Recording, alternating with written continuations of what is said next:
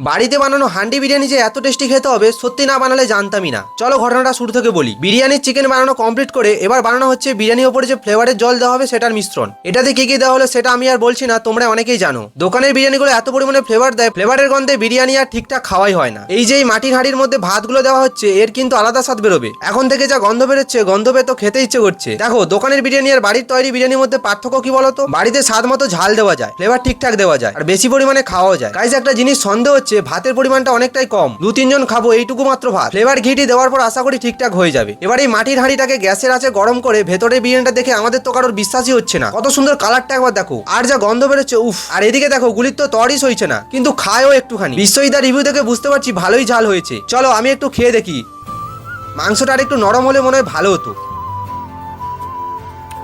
Guys সত্যি বলতে অসাধারণ ভাই, অসাধারণ। গাইস এভাবে যদি তোমরাও বাড়িতে বানিয়ে খেতে চাও তো খাও, আমরা কি করবো, খাও। ভিডিওটা ভালো লাগলে অবশ্যই একটা লাইক করে দাও।